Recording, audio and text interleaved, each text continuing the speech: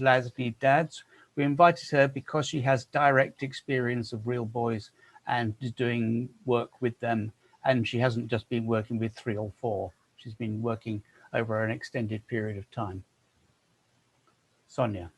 Okay, lovely. Well, first of all, thank you for inviting me and for being the first speaker in these next series of meetings. And just give me that opportunity to really put across the work that we do, but our bigger picture and our bigger vision for boys in this country. So I'll go on to share the screen, and it's not too long. It'll probably take about 15 minutes to go through the PowerPoint.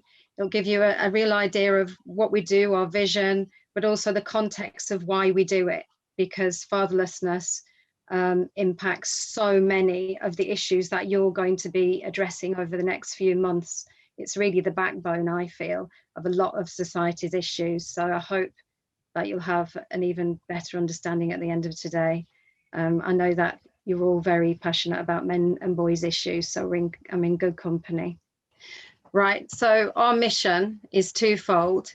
The first part of our mission is to empower and enable boys age 11 to 15 with absent fathers or limited access to a male role model to be motivated, responsible, capable, resilient, and emotionally competent to prevent, and the key is prevention, to prevent them from becoming at risk of underachieving, offending, exclusion, or dropping out of school. And also to raise awareness and understanding of the important role fathers play in the emotional, mental, and educational development and well-being of boys. So that's our mission. Our vision is helping boys with absent fathers be the best they can be, because they haven't chosen to be born to those circumstances, have they? So it's our job really to help them be the best that they can be. So just to put it into some kind of context, we've got 1.1 million children in the UK that are growing up without a father in their lives. That's little or no contact. And they were the figures in 2018. I fear that they've increased since then. We've got 2.9 million children who live in lone parent families. 90% of those lone parent families are headed by a woman. So in the context of males being the high risk gender, I know that you'll know some of these stats already, but I just want to feature them because they really run throughout the work that we do. So suicide, as we know, it's the biggest killer of men under 45, and 75% of suicides are male. And 13 men a day in 2018 took their lives. I've no idea what this year and last year's figures are, but I've got a feeling due to COVID, it could be even higher. The number of suicides among boys is much higher than girls, yet boys are 6 times less likely to seek help. Boys are 3 times or more at risk of being permanently excluded from school than girls. And if we look at boys in custody, 86%, I mean, this is shocking, of boys were actually excluded from school. So that the issue regarding exclusion is really key.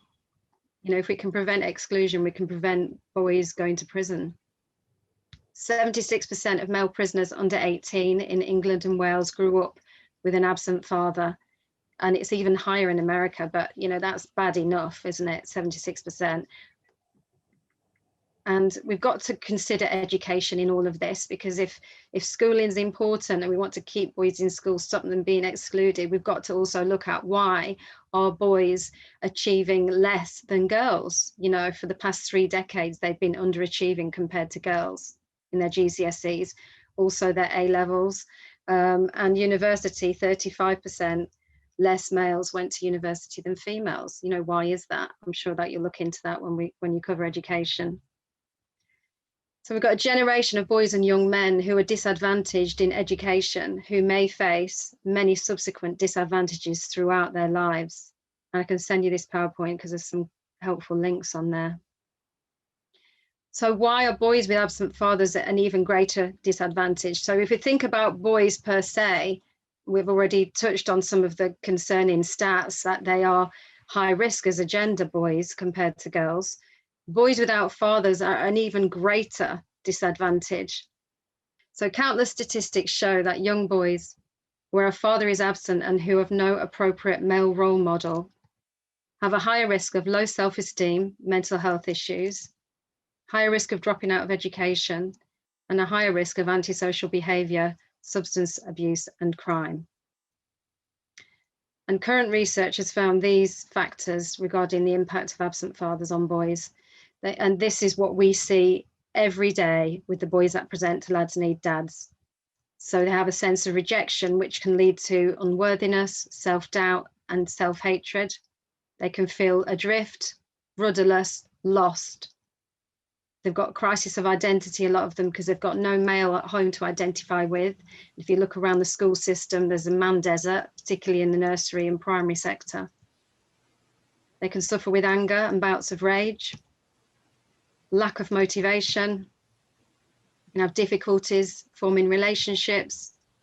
They've got that real need to belong, which is that high risk of boys joining gangs, because they've just got this naturally innate sense of wanting to belong to something, that pack mentality. They've got loss of value, they can underachieve. They can have a poor judge of character. They can have unfilled voids within them, which leads to addictions. You can see all the correlations between all the issues that I touched on the stats. Lack of confidence. And profoundly, they can have a lack of confidence in being a parent themselves when they become a father. So there the cycle can continue. So what we do, I'm not going to go very intensely into what we do because we've got a website and I know you've got a lot to discuss, but we are one of the only providers in the whole of the UK of long-term early intervention. So we work specifically with boys age 11 to 15, and it's open-ended after that. So once they're with us, if they join us at 14, for example, they might be with us till they're 18, but as long as we get them between the ages of 11 to 15, we provide a structured program using volunteer male mentors. So it's split into 6 months. So we do group work development with outdoor activities. So we explore issues that impact boys as they're growing up. We do this in a school setting or outside. And when that's completed, we move them on to practical life skill training and community volunteering. Then after that, they go on to our Inspire program, which is peer mentor training, access to inspirational male speakers, and we take them on trips, inspirational trips out of the area. And after that, they become ambassadors. So it's open-ended until they don't need us anymore. Our first set of ambassadors are about to fly the nest this summer. And we've got quite a few going to university, going on to apprenticeships or jobs or further study. We provide support for mums and carers because we recognise that we can do our bit with the boys, but if the mum has got issues and she's struggling, it can undo the work that we're trying to do. So we've really stepped up our support, particularly during COVID, for mums and carers. We've just launched a reading mentor project, which actually just launched today. So working with Year 6 primary boys who have got absent fathers, because much research shows that boys are way lacking behind girls in reading ability throughout their school life. And because they've missed so much school, the Year 6s who are transitioning this year are going to really struggle. So we felt a need to just launch a pilot over the summer term to help these boys with that transition process. So that's a really new piece of work. And we're also involved in some research, which I want to share with you, and training. This is just a little picture. I like images, it really tells a story. This is just some of our cohorts of boys. We do lots of outdoor things, the practical life skills, as you can see in the kitchens. We have the inspirational speakers and the sessional work. But what can we do to address the fatherless pandemic? I call it a pandemic because there are more people impacted by fatherlessness than actually COVID, and that's classed as a pandemic. So I think I can call it a pandemic. And we could be here all day to address this, but I want to share with you a systemic change that I believe we could implement, and I don't think it would be expensive either, and it's practical and it could be a solution moving forward. So Lads Need Dads, we want to see a flagging system implemented. So when boys with absent fathers move up to secondary school, from primary, that this is included in their census data so they can be easily identified and supported. So currently, when a pupil moves up from primary to secondary, the information about that pupil is sent to secondary school. And I've listed them all there, you know, their gender, obviously, if they're entitled to free school meals, what their ethnicity is, etc., etc. But interestingly, nothing is included regarding parental status. For example, if a father figure is present in the home or not. And that's a key risk factor, particularly for boys. And I know for me, if I was a headmistress of a school, I would want to know who are the boys coming into my school that have come from a fatherless background, because all the studies show that they're the ones that will underachieve, that are at higher risk of exclusion, higher risk of disruptive behaviour, higher risk of going into substance misuse, etc. I would want to know who are my high risk students and ensure they get the right support to prevent them from becoming a risk factor. The benefits of having a flagging system are, of course, early identification. So if you identify early, you can intervene early. You can plan ahead. You can put protective factors in place. You've got reduced escalation of behaviour. So instead of a boy maybe going into detention and then ending up in isolation and then exclusion, you can reduce that escalation. Improved educational outcomes. We all know that the better educated you are, the better life chances you've got. Reduced risk of exclusion, reduced risk of mental health issues. Do we want these boys to become a statistic with all the men that are taking their lives under 45? No, we don't. Reduced crime. Do we want these boys to end up in the 76% of boys without fathers in prison? No. And ultimately improve their life chances. So imagine if we could see in one glance the fatherless hotspots in Britain. Just imagine this, right? That's the map of Britain. And if every school, high school in Britain had a red flag and we could press a button, we would be able to see at a glance which are the hotspot fatherless schools areas in our country. And if so, we could potentially prevent school exclusions, crime, boys joining gangs, substance misuse, suicides, etc. We could see where the resources and the services need to be targeted. So what's the biggest barrier for Lads Need Dads? It's not just funding. It's not just recruitment of volunteers.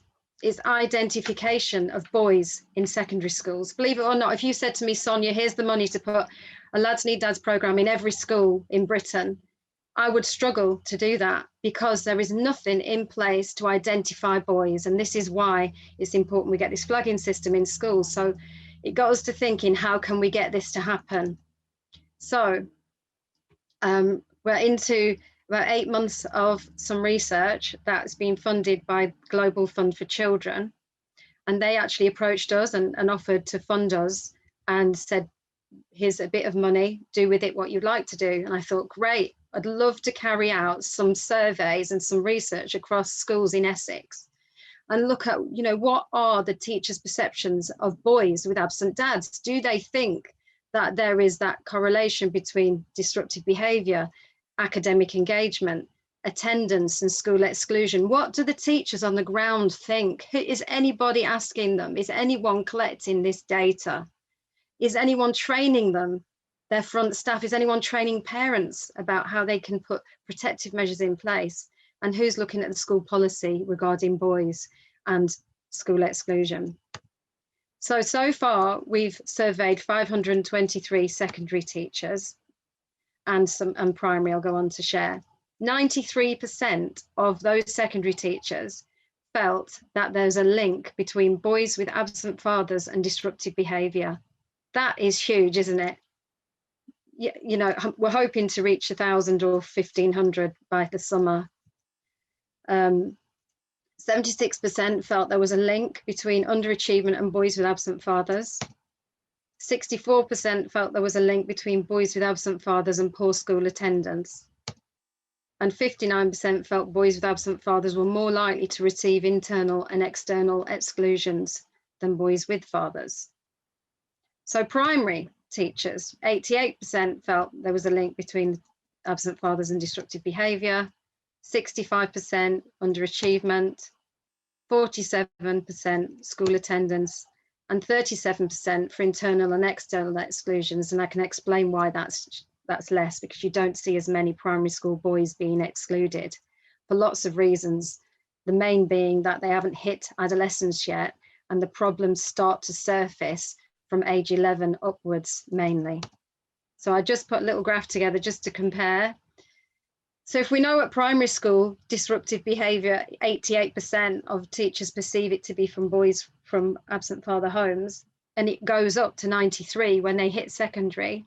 All of those four main areas have increased, which means that, you know, it's escalating. So we need to address it and do something about it.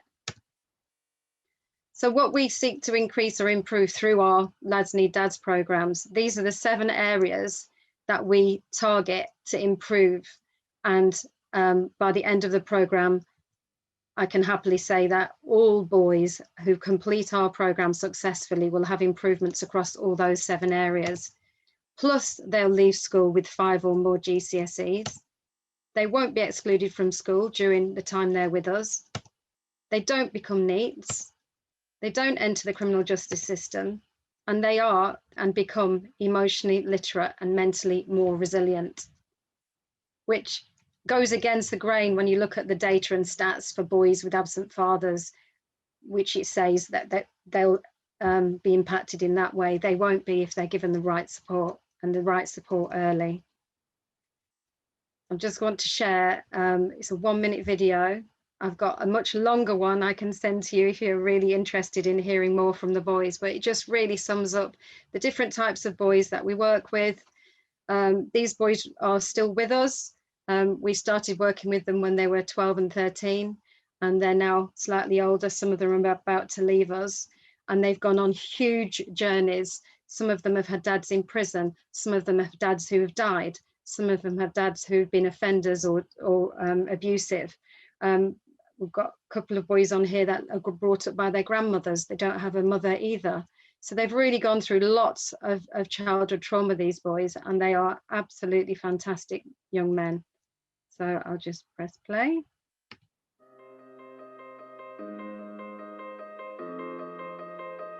I was a boy who was really explosive in anger. I was a real antisocial person, and the absence of my father as well, that helps fuel the fire of anger, I guess. And well, Lads Need Dads, after coming onto the programme as a whole, it's just changed me. It's stopped me getting in trouble as much, and it's helped me get back in contact with my dad. If I didn't have the programme, I'd be doing bad things on the street. I'd be in a lot of trouble. Because I'm in Lads, they teach me stuff that I probably wouldn't have learned if I didn't. They taught me stuff like how to shave and that. Poor grandma don't have a beard, so she wouldn't know. I would not be here without Lads Need Dads. And if I did, I wouldn't be the same person. I would not have the same grades, the same aspirations, the same will to live and be happy.